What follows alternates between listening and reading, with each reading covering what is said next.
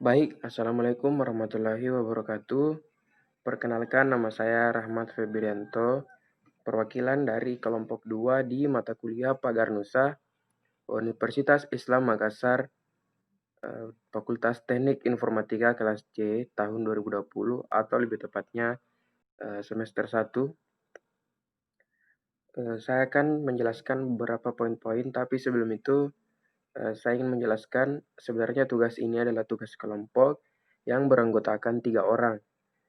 Tapi ada beberapa alasan eh, kenapa mereka berdua itu tidak gabung atau tidak mengerjakan tugas bersama saya. Yang pertama adalah Arnianti.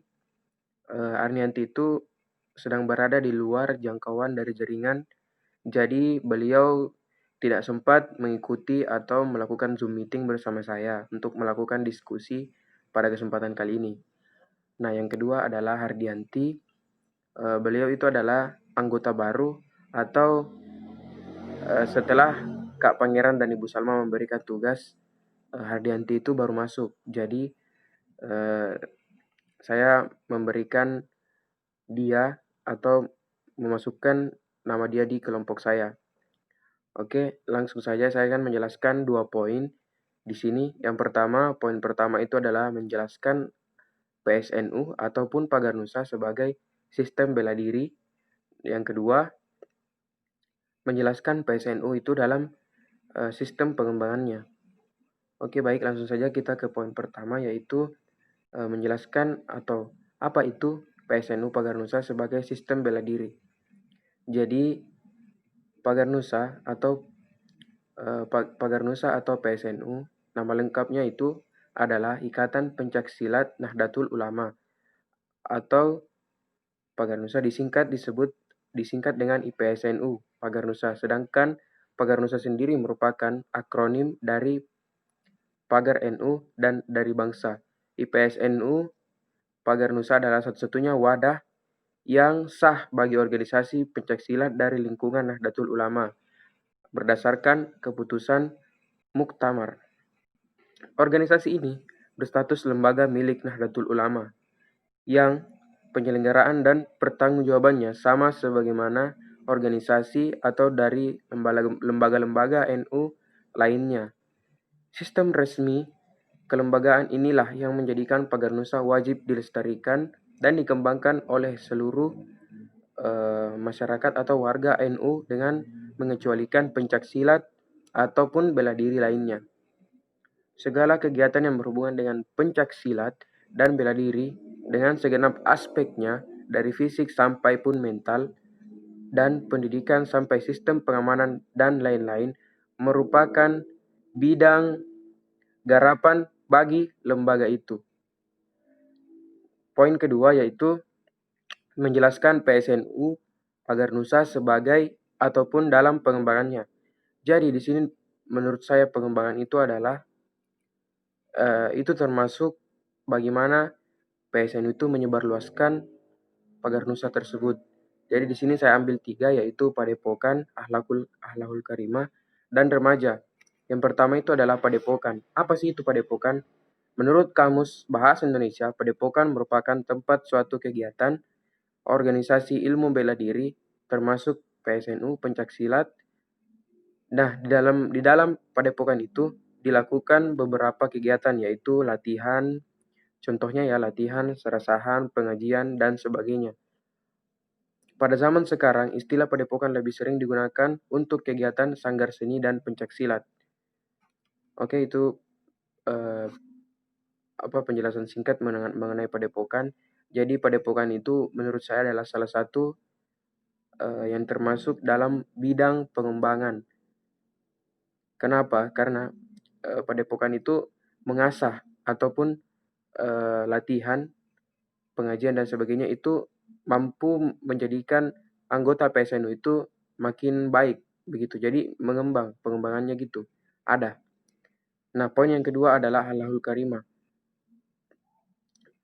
Akhlakul Karimah atau pembinaan Akhlakul Karimah itu pembinaan berasal dari kata bina yang mendapat awalan pe dan akhiran an menjadi pembinaan. Dengan demikian pembinaan adalah salah satu atau suatu proses usaha yang dilakukan dengan maksud untuk membangun atau memperbaiki keadaannya sebelum secara sadar, terarah, dan terencana. Nah, kenapa saya ambil akhlakul karimah? Karena dari pengertiannya itu kita sudah tahu bahwa akhlakul karimah itu adalah suatu proses usaha yang dilakukan dengan maksud ataupun memperbaiki keadaannya sebelum ataupun terarah dan terencana.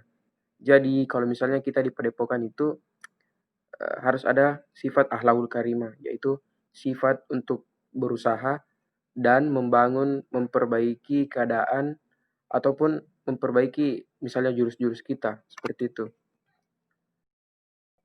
Nah, sedangkan akhlak itu berasal dari bahasa Arab ataupun bahasa Arab jamak dari kata hulukun yang berarti budi pekerti, perangai, tingkah laku, atau tabiat.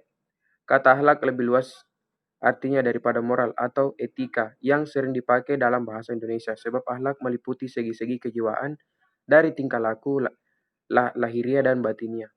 Nah, di sini akhlak itu masuk dari sistem pengembangan karena menurut saya adalah itu biar bagaimanapun usaha kita untuk menjadi lebih kuat, kalau semisal tidak ada akhlak dalam diri kita, itu sama dengan nol.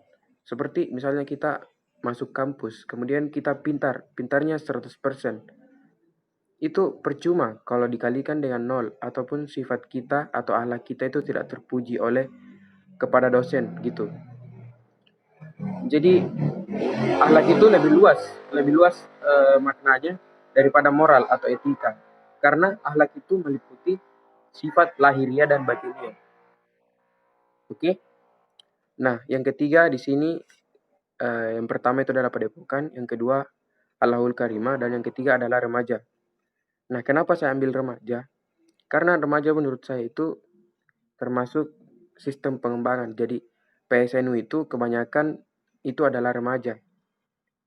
Nah, jadi pengertian remaja itu adalah ada seseorang yang mengemukakan, yaitu atas nama Salzman, bahwa remaja merupakan masa perkembangan sikap terhadap orang tua kepada kemandirian. Jadi remaja itu maksudnya tujuannya itu mengarah ke kemandirian. Jadi misalnya kita kenapa PSNU itu kebanyakan remaja? Karena remaja itu ingin berusaha belajar bela diri untuk mandiri atau membela diri sendiri karena tidak mungkin kita bergantung kepada orang tua atau keluarga. Bisa saja kita di jalan kemudian kita sendirian, kita tidak bisa meminta bantuan kepada orang tua karena orang tua kita itu tidak ikut, contohnya. Seperti itu. Oke, jadi kesimpulan saya remaja padepokan, akhlakul karimah, dan remaja itu yang ketiga itu adalah masuk atau cocok dengan soal yang kedua, yaitu PSNU atau Pagar Nusa sebagai dalam sistem pengembangannya. Jadi pengembangannya itu ada tiga. Yang pertama padepokan, yang kedua akhlakul karimah, dan yang ketiga remaja. Karena ketiga itu sangat penting dalam bidang pengembangan PSNU. Oke, mungkin cukup sekian yang bisa saya jelaskan. Mohon maaf kepada teman saya yang 2 orang itu tidak sempat menemani saya dalam diskusi kali ini. Lebih dan kurangnya mohon dimaafkan. Jika ada yang ingin bertanya atau ingin berkritik, silahkan berkritik di kolom komentar dengan bahasa yang sopan dan mudah dimengerti. Karena supaya kami yang ingin menjawab itu lebih mengerti juga kalau misalnya bahasanya itu baku ataupun sopan begitu. Baik, lebih dan kurangnya mohon dimaafkan. Wassalamualaikum warahmatullahi wabarakatuh.